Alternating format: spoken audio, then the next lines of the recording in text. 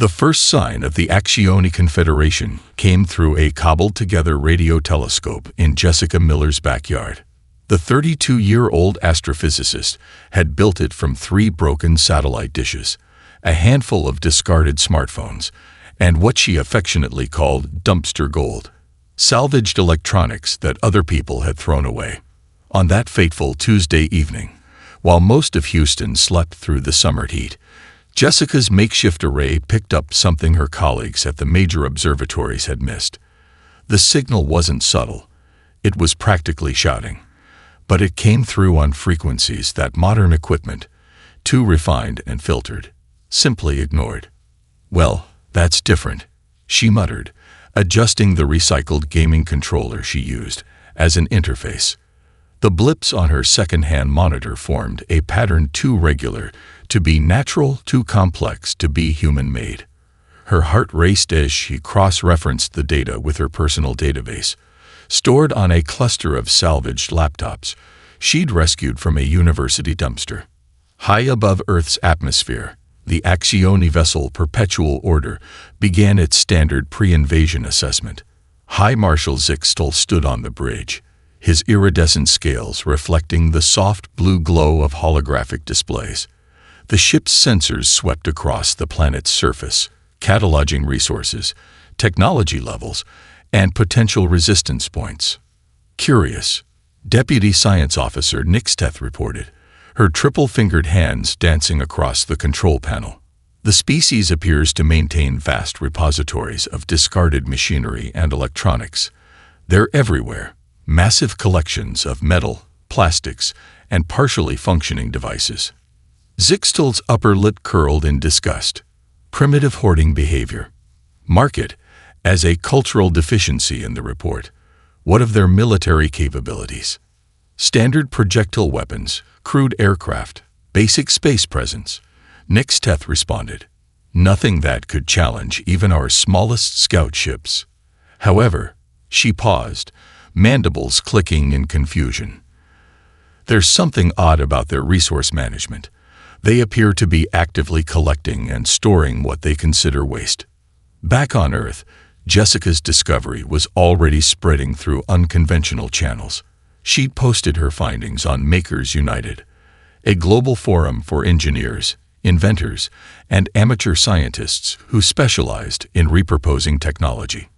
Within hours, similar reports started coming in from other hobbyist astronomers around the world, each using their own unique arrays of salvaged equipment. Marcus the Junker Thompson in Detroit confirmed the signals using a radio telescope built into an old drive-in movie screen. Sandra Circuit Witch Ramirez in Mexico City caught crystal-clear images using digital cameras she'd modified with lenses from scrapped DVD players. Each observer brought their own perspective, their own jury-rigged equipment, and their own piece of the puzzle. The Accioni remained oblivious to this growing network of observers. Their sophisticated scanning equipment, calibrated for proper technology, completely missed the grassroots surveillance network taking shape below. They saw only what they expected to see: a planet still struggling with pollution, waste management, and technological integration. "Hi, Marshal," Nixteth called out. "I've completed the initial threat assessment. Recommended force for subjugation: minimal. 2 battle groups should be more than sufficient." Zixtel nodded in approval. "Prepare the standard ultimatum. Give them." He paused for effect. 48 hours to surrender. That should be generous for such a limited species. As the Accioni prepared their announcement, Jessica Miller was already 3 steps ahead. She'd noticed something in the alien signals that made her smile. Their communication protocols were remarkably similar to some old digital TV formats. With a few modifications to her equipment, she'd not only intercepted their transmissions but had started to decode them. "Guys," she posted on Makers United, "you're not going to believe this, but we need to start preparing. And by preparing, I mean we need every piece of junk, every broken device, and every scrap of technology we can get our hands on. Because what's coming? It's going to take everything we've got, and everything we can build from what others have thrown away." The response was immediate and overwhelming. Across the globe, makers and engineers began mobilizing, though not in any way the Accioni would recognize as military preparation. Instead of stockpiling weapons, they started stockpiling scraps. Instead of building bunkers, they started building networks. The greatest engineering revolution in human history was about to begin, and it would start in the last place anyone would look: the planet's junkyards, dumps, and recycling centers. Humanity's trash was about to become their greatest treasure and their greatest weapon. The Accioni ultimatum arrived at precisely 3:47 p.m. Eastern Standard Time, interrupting every broadcast channel, digital display, and communication device on Earth. Their message was clear, confident, and monumentally misguided. Primitive species of Earth. The translation read, "You have 48 hours to submit to the perpetual order of the Accioni Confederation. Resistance is both futile and illogical. Your resources will be better managed under our guidance. Your waste will be properly disposed of. Your technology will be upgraded to acceptable standards." Madison Cooper watched the message loop on her workshop's cracked tablet screen and couldn't help but laugh. The former NASCAR engineer had built her reputation by turning garbage race cars into championship winners. Now, standing in her massive workshop in North Carolina, surrounded by what others called junk, she saw not a threat, but an opportunity. "Hey Jessica," she typed into the Makers United chat, "remember that weird power coupling design you posted last month? The one using old microwave magnetrons? I think I know how to scale it up." The response from Houston was immediate. "Already on it. Check your encrypted drive. Sending you some alien tech specs that'll blow your mind. They've got a weird blind spot when it comes to analog systems." Across the globe, similar conversations were taking place. The Accioni's threat had triggered something they couldn't possibly have predicted: the largest collaborative engineering project in human history. Their message, intended to inspire fear, had instead sparked a revolution. In Detroit, Ryan, the wrench Thompson, converted his auto repair shop into a 24-hour workshop. His team of veterans and gearheads began transforming junkyard finds into something the aliens would never see coming. Old muscle cars became the framework for mobile weapon platforms. Discarded industrial robots found new life as targeting systems. "They think we're going to panic," Ryan posted, sharing schematics for what he called the Motor City Special. "But they don't understand what Americans do in a crisis. We build, we adapt, and we overcome." The Accioni observation ships recorded all of this activity with growing confusion. Their sensors showed humans gathering at various collection points, stripping their waste storage facilities bare. High Marshal Zixtal received regular updates that made less and less sense. "High Marshal," Nexteth reported, her voice tinged with uncertainty, "the humans are behaving irregularly. Instead of preparing defense positions or mobilizing their military, they appear to be engaged in some sort of mass recycling exercise." Zixtal dismissed her concerns with a wave of his hand. "Clearly a stress response. Document it for the Anthropology Division. It may prove useful in understanding other primitive species' reactions to superior forces." But down on Earth, something extraordinary was taking shape. In Silicon Valley, a group led by Ashley Parker had already cracked the basic principles behind Accioni shield technology. Their solution wasn't to match the aliens' advanced energy fields, but to overwhelm them using modified CB radio arrays and amplified static bursts. "The beauty of it," Ashley explained in a global webinar watched by millions of makers, "is that their shields are too smart. They're designed to stop sophisticated weapons, not the electronic equivalent of a sledgehammer. And guess what we've got plenty of? Old radio equipment that can hit like a sledgehammer." The next 40 hours saw an unprecedented wave of innovation. Junkyards emptied. Landfills were mined for resources. Every piece of discarded technology found new purpose. The global maker community worked around the clock, sharing ideas, solving problems, and preparing for what they now called Operation Scrapheap. Madison Cooper's team completed their first prototype with just hours to spare. The machine looked like something from a post-apocalyptic movie. All exposed wiring, salvaged parts, and raw function over form. But when they powered it up, using a combination of modified car batteries and reversed microwave transformers, the energy readings went off the scale. "Tell Jessica, we're ready for Phase 2, Madison announced, watching the improvised power core pulse with stable energy. And somebody wake up Kyle in programming.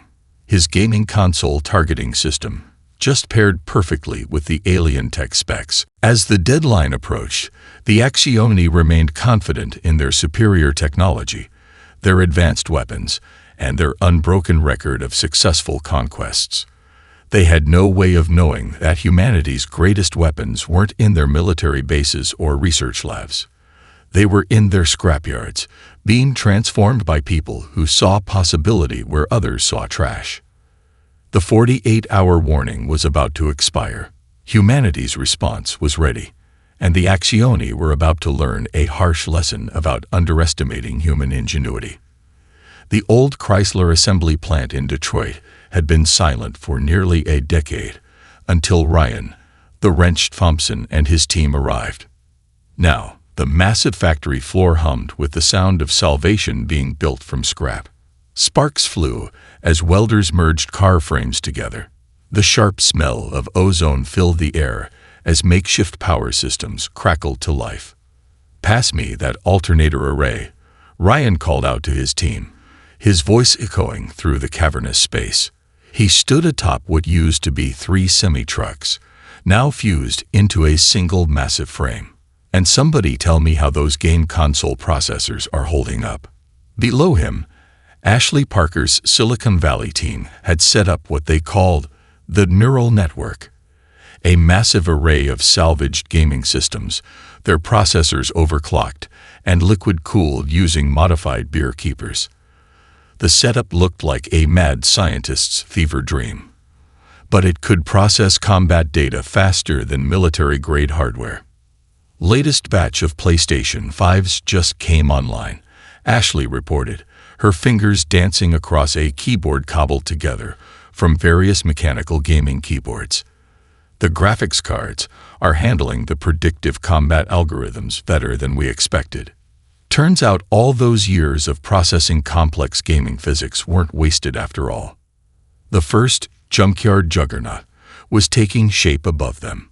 Its frame, built from reinforced vehicle chassis, housed a power core that would have made any engineer question their sanity. Madison Cooper's NASCAR experience had proven invaluable in designing the power distribution system, which used modified racing engine components to handle the massive energy output. "You're not going to believe this." Madison's voice crackled over the communications network, now running through repurposed ham radio equipment. "We just tested the microwave magnetron array Jessica designed. It's not just working. It's generating more power than our sensors can measure. We might need to rebuild the sensors just to know how strong this thing really is." Outside the factory, a constant stream of trucks arrived, carrying salvage from every junkyard and electronics recycler within 1,000 miles. The scene was repeated at similar facilities across the globe. In Japan, auto plants were churning out mechanical marvels built from vending machine parts. Brazilian engineers had found ways to turn old cell phone batteries into compact but devastating energy weapons. "Hey Ryan," called out Kyle Hackmaster Rodriguez, their lead software engineer. "Remember those old Xbox Kinect sensors everyone threw away? Turns out they're perfect for motion tracking alien ships. I've got 15 of them networked together, and they're giving us better resolution than military-grade radar." The innovation wasn't just in the hardware. The software running these machines was unlike anything ever created. Traditional programming met garage hacker ingenuity. creating systems so unpredictable that even their creators couldn't fully explain how they worked. That would prove to be one of humanity's greatest advantages. We're seeing similar results worldwide, Jessica Miller reported during the evening video conference. Her face, illuminated by multiple screens, showed both exhaustion and excitement. The Accione's tech is advanced, but it's standardized, predictable. Everything we're building is unique. No two machines are exactly alike. Their combat AI won't know what to do with that. As if to prove her point, the main floor's latest creation roared to life. The Detroit Destroyer, as the team had named it, rose on legs built from crane parts and mining equipment. Its muscles were a complex network of hydraulic systems salvaged from construction equipment. The whole thing should have been impossible. Engineering theory said it couldn't work, but like so much of what humanity was creating, it defied convention. System check complete, Ashley announced, her voice filled with pride. All power systems nominal. Response time is, well, it's better than anything we've ever seen. The gaming processors are actually learning and improving the movement algorithms in real time. Ryan stepped back to take in their creation. It wasn't pretty. No one would ever call it elegant or advanced looking. Exposed wiring ran along its frame like metallic veins. The armor was a patchwork of different materials, each piece telling its own story of salvage and resurrection. But it was exactly what humanity needed, a guardian built from the very things their enemy had dismissed as worthless. Send word to the other facilities, Ryan ordered, unable to keep the smile from his face. The first one works. Tell them to start building more. And someone get Madison on the line. I think we can make the next one even stronger. The Accione's 48-hour deadline was almost up. Humanity's response was taking shape in junkyards and abandoned factories across the globe. The invaders had expected submission. Instead, they were about to meet the mechanical monsters born from humanity's cast-offs. The first Accione dropships entered Earth's atmosphere at dawn, their sleek forms gleaming like polished mercury in the morning sun. High Marshal Zixtal watched from orbit, expecting to see panic in the human population centers. Instead, his sensors showed something entirely different. Movement. Purposeful, coordinated movement. High Marshal, Nexteth reported, her voice carrying an unfamiliar note of concern. We're detecting unusual energy signatures from multiple human cities. They're unlike anything in our database. In Detroit, Ryan Thompson stood at the controls of the Detroit Destroyer, now hidden inside what appeared to be an abandoned warehouse. The massive machine hummed with power, its salvaged components working in perfect harmony, thanks to Ashley Parker's gaming console-turned-combat computer. All units, sound off. Ryan's voice crackled through the repurposed CB radio network. Remember, they can't track our old-school communications. Motor City Special, ready to roll. Madison Cooper reported from her position. Silicon Savage, online. Ashley confirmed, her bank of recycled gaming systems processing combat data. Junkyard Justice, standing by. Kyle Rodriguez added, his modified Xbox Kinect sensors already tracking the incoming alien ships. The first Accione ground forces deployed with mathematical precision, their formations perfect, their technology flawless. They emerged from their dropships in gleaming battle suits, energy weapons primed. Their combat AI had run 10,000 simulations of this moment. None of them had predicted what happened next. The Detroit Destroyer burst through the warehouse wall, its frame built from 3 scrapped monster trucks and powered by a network of modified washing machine motors that, by all normal engineering standards, should have burned out instantly. Instead, thanks to Jessica Miller's breakthrough with microwave magnetron enhancement, they generated more power than a small power plant. What in the eternal order is that? An Accione commander transmitted, right before the machine's first attack. Kyle's targeting system, cobbled together from gaming hardware and old DVD players, proved devastatingly effective. The aliens' advanced shields, designed to stop energy weapons and kinetic projectiles, had no protocol for dealing with a projectile launcher built from modified trash compactors and industrial springs. Direct hit, Kyle shouted as the first alien battlesuit went down. Their shields don't know how to handle our junk. Madison's Motor City Special joined the fight next, rolling out from behind a collapsed building. What had once been a collection of racing cars was now a high-speed weapons platform. Its main gun, powered by reversed microwave transformers and controlled by a modified racing game steering wheel, fired bursts of electromagnetic energy that played havoc with Axioni systems. Their tech is too advanced. Madison laughed as another alien squad fell into disarray. They never expected to fight something this primitive. From his orbital command center, Zixtal watched in horror as his perfect battle plan dissolved into chaos. The humans weren't using any weapons his systems recognized. Each of their machines was different, unpredictable, operating on principles that seemed to defy the laws of engineering as the Axioni understood them. "Launch the cyber warfare suite," he commanded, his voice sharp with frustration. "Shut down their primitive networks." But the Axioni's advanced cyber attacks found no purchase. There was no central network to hack, no standardized systems to compromise. Each human machine ran on its own unique combination of salvage technology, their communications carried by technologies so old they were invisible to alien scanners. "You can't hack an Atari," Ashley crowed as her systems remained untouched by the alien attack. "And you definitely can't hack something running on 8 different gaming consoles at once." The battle turned into a rout. The Axioni's first wave, expected to secure a major human city with minimal effort, instead found themselves retreating in disorder. Their perfect formations broke apart under attack from weapons they couldn't predict or counter. As the last dropships fled back to orbit, Ryan Thompson's voice carried over the CB radio network. "All units report. How'd our junkyard warriors hold up?" The responses came back, one by one. Not a single human machine had been lost.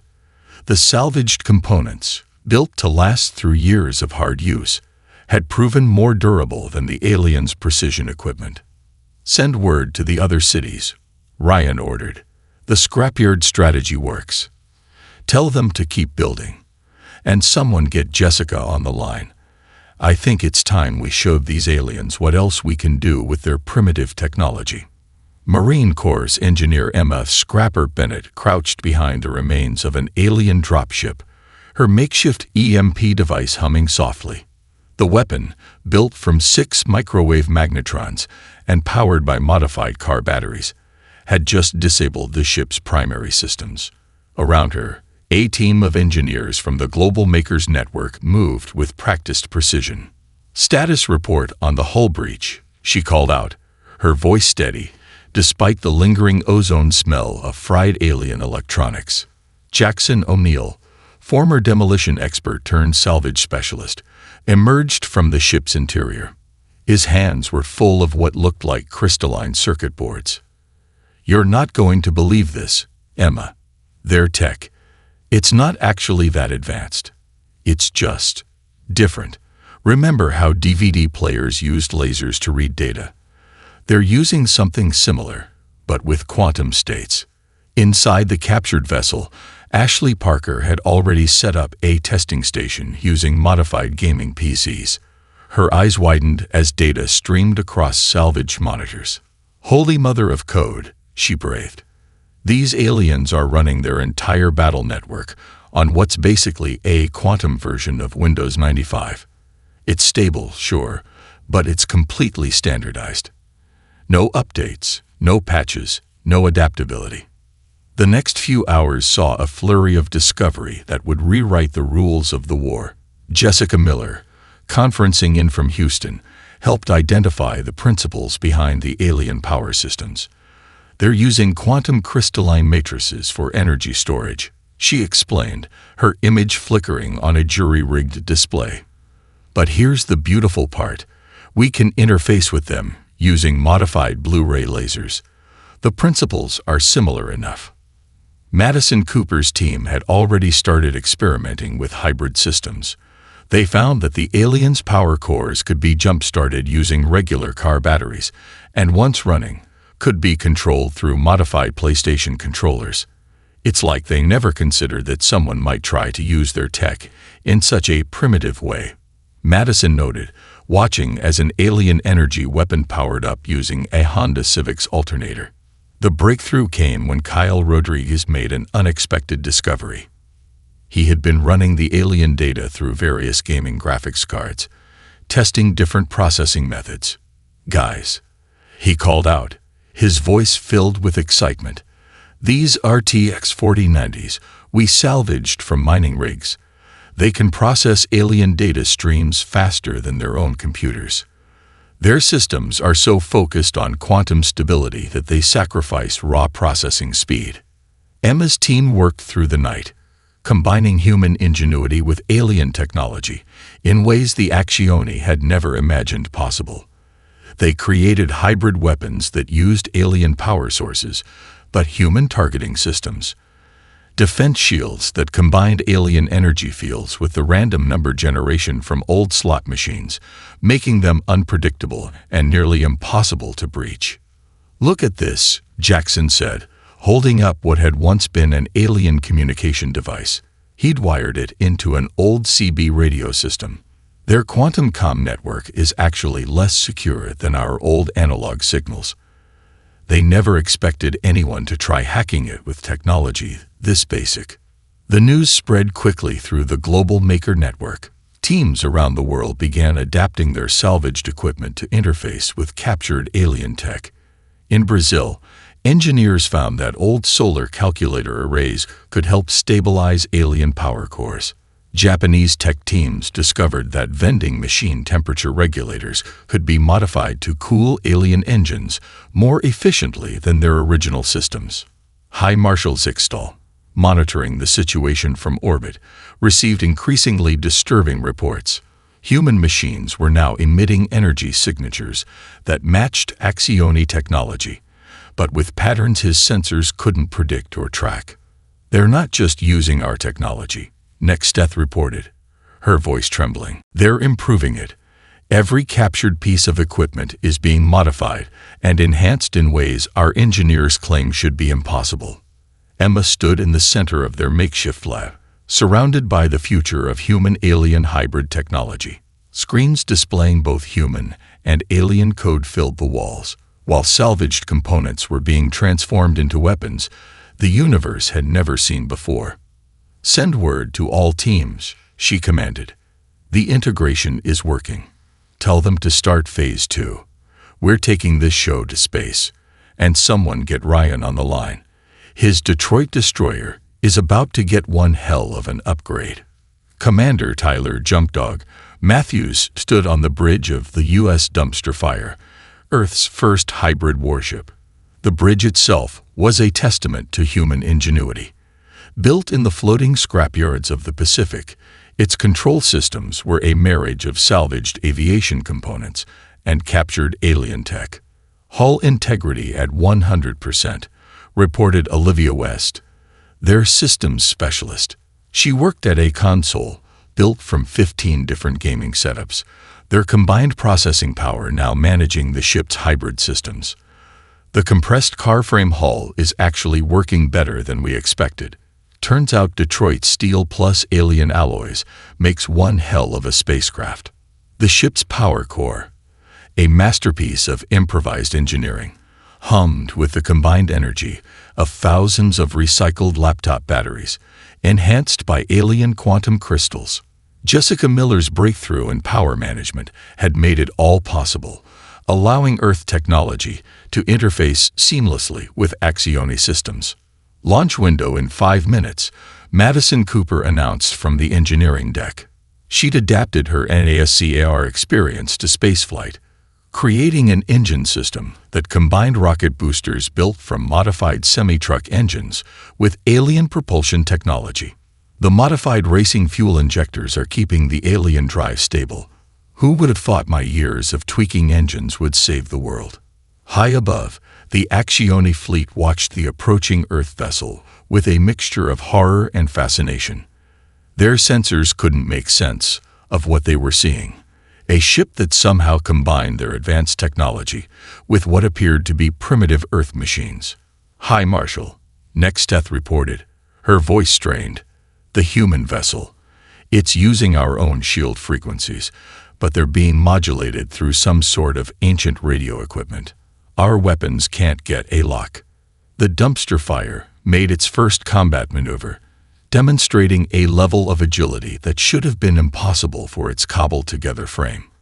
Kyle Rodriguez's modified gaming controls gave their pilots unprecedented precision, while Ashley Parker's network of salvage smartphones provided better sensor coverage than the aliens' own systems. "They're launching interceptors," Olivia called out, her hands dancing across her hybrid console. "Time to test our communication override." What happened next would be recorded in both human and Accioni military history. Olivia's team had modified old CB radio equipment to interface with the alien fleet's quantum communication network. The result was pure chaos. The alien ship's perfectly synchronized combat systems were suddenly receiving commands through technology so old it bypassed all their security protocols. Broadcasting on all frequencies, Olivia announced with a grin, "Let's see how they handle a little 20th century static." The effect was immediate. The approaching alien interceptors began moving erratically, their formation breaking apart as conflicting commands flooded their networks. Some started firing on each other, their targeting systems unable to distinguish friend from foe through the cascade of corrupted data. "Main weapon charge," Madison reported from engineering. The ship's primary armament was a thing of brutal beauty, a modified microwave array combined with alien energy weapons, powered by what had once been a small town's worth of kitchen appliances, ready to show them what Earth's garbage can do. Commander Matthews gave the order, and the dumpster fire lived up to its name. The hybrid weapon system released a burst of energy that combined the raw power of alien technology with the unpredictable modulation of human engineering. The result tore through the alien fleet's defensive screens like they weren't even there. "Direct hit on their command ship," Kyle shouted from the tactical station. "Their shields never adapted. They're still looking for patterns that don't exist." As the first space battle between human and Accioni forces unfolded, more ships began rising from Earth. Each one was unique, built from whatever materials were available in their launch sites. Brazilian shipyards sent up vessels built from repurposed oil rig components. Japanese engineers launched ships that combined bullet train parts with alien drive systems. The Accioni fleet, faced with an enemy that defied every rule of combat they knew, began to fall back. Their perfect formation dissolved into chaos as more human ships joined the fight, each one using different combinations of salvage tech and alien systems, each one impossible to predict or counter. "Send word back to Earth," Commander Matthews ordered, watching as another alien dreadnought fell to their hybrid weapons. "The space strategy works. Tell them to launch everything they've got. It's time to take this fight to the enemy's doorstep." The Accioni War Academy's central command chamber had never seen such chaos. Holographic displays showed hundreds of battles across the solar system, each one more incomprehensible than the last. The humans weren't just fighting back. They were rewriting the rules of space combat with every engagement. Another squadron lost in the Mars sector, a junior officer reported, his scales pale with stress.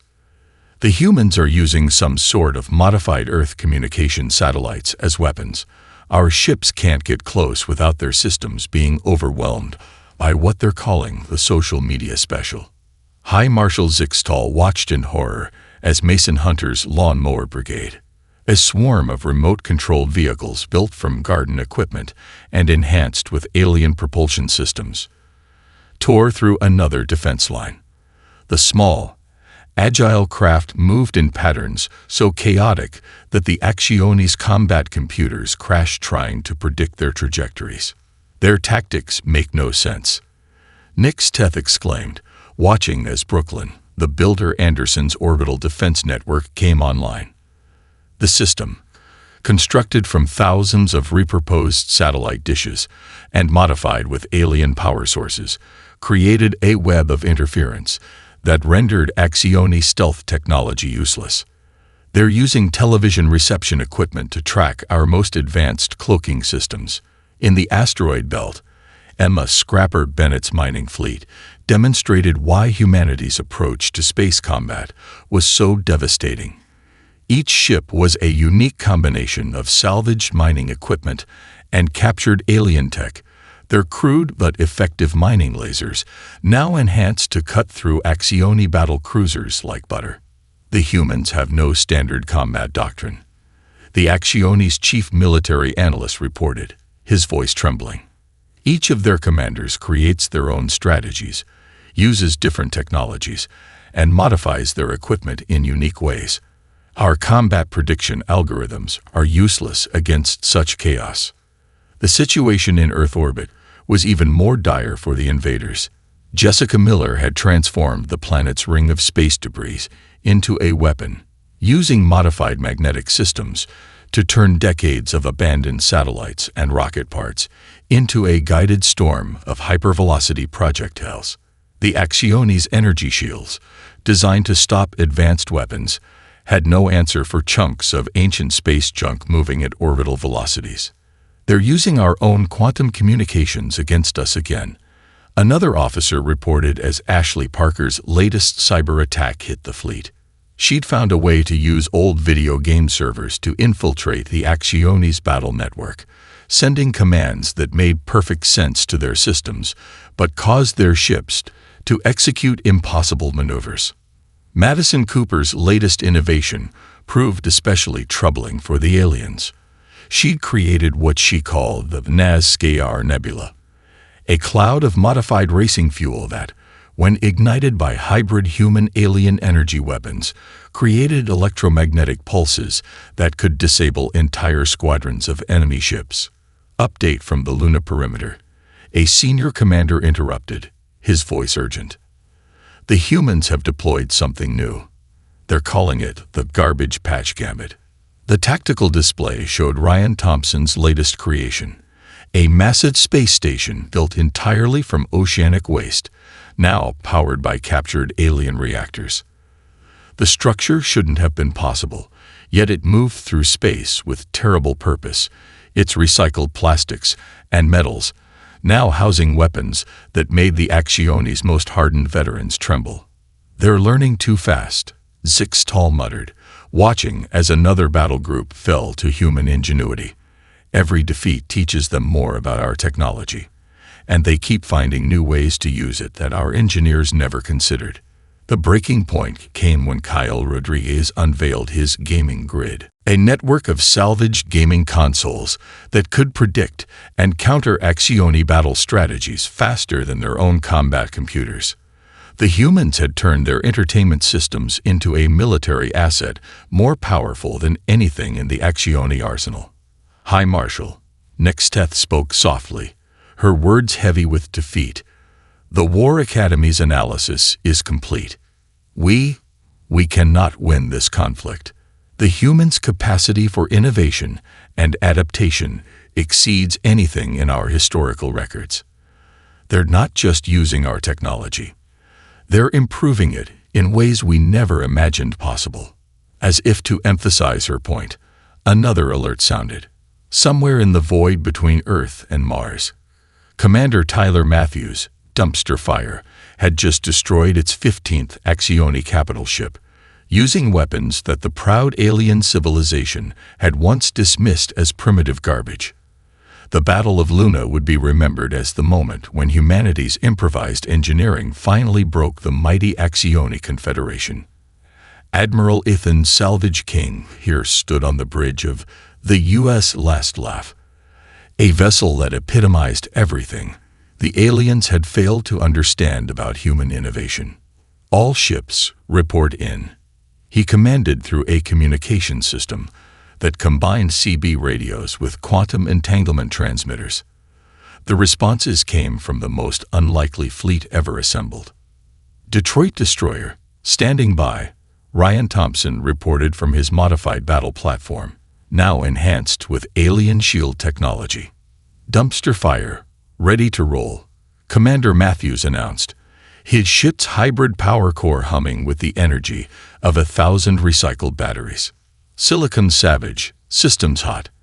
Ashley Parker confirmed, her network of gaming computers now controlling a battle group of repurposed communications satellites.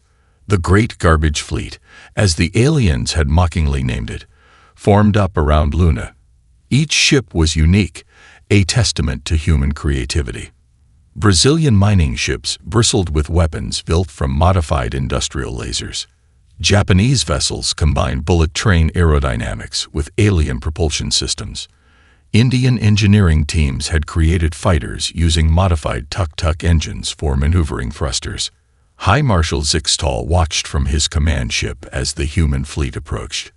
His own forces, once the pride of the Confederation, were shadows of their former selves. Their perfect formations had been broken. Their standardized tactics proven useless against human unpredictability. They've surrounded our position, Nexteth reported, her voice heavy with resignation. Our sensors are detecting everything. Old radio signals, digital broadcasts, gaming network packets, and technologies we've never seen before. We can't track them all. The battle began with what humans would later call the Great Recycling. Emma Bennett's mining ships launched clouds of magnetized space debris, creating a storm of orbital junk that overwhelmed Axioni shield systems. Madison Cooper's squadron used modified racing fuel to create electromagnetic disruptions that turned the vacuum of space into a weapon. Execute Operation Checkmate, Admiral Pierce commanded, and Jessica Miller's latest innovation went into action. She'd found a way to use old television satellites to create a network of energy fields that trapped Axioni ships in a web of disrupted spacetime. Kyle Rodriguez's gaming grid provided real-time combat data through a system that somehow processed information faster than quantum computers. Their ships are boxing themselves in, he reported with satisfaction. They're still looking for patterns that don't exist. The Axioni's last stand lasted less than an hour. Their advanced technology, designed to fight sophisticated enemies, had no answer for weapons cobbled together from Earth's discarded tech. Each human ship used different tactics, different technologies, and different combinations of salvaged equipment. High Marshal Nixteth finally spoke, breaking protocol for the first time in her career. We must consider the unthinkable. We must surrender. Zixtal stared at the tactical display, watching as another battle group fell to what his engineers had dismissed as primitive technology. The humans had done more than just defeat them. They had revolutionized warfare itself, turning their greatest weakness into an unstoppable strength. The surrender signal was transmitted on all frequencies, from quantum channels to AM radio. The Great Garbage Fleet held position as the mighty Axioni Confederation faced its first defeat in 10,000 years. Admiral Pierce's voice carried across the battlefield. In honor of every engineer, every maker, every person who saw potential in what others threw away, victory is ours. The cheers that erupted across the human fleet were carried on every communication channel imaginable, from ancient radio waves to modified alien quantum links. Each celebration was different, each voice unique, just like the technology that had won them the war. In the years that followed, the story of Earth's victory would spread across the galaxy. The Axioni's after-action report created a new classification. Warning: Class X engineering species, capable of weaponizing any technology, regardless of origin or intended purpose. Humanity's rise to galactic prominence wasn't built on advanced technology or military might, but on their unique ability to see possibility where others saw only trash. The universe learned to fear not just their weapons, but their workshops, their junkyards, and most of all, their unending creativity. As for the engineers who had led humanity to victory, they were already looking to the stars, wonder in their eyes, as they imagined what they could build next. After all, the galaxy's garbage was now their greatest resource.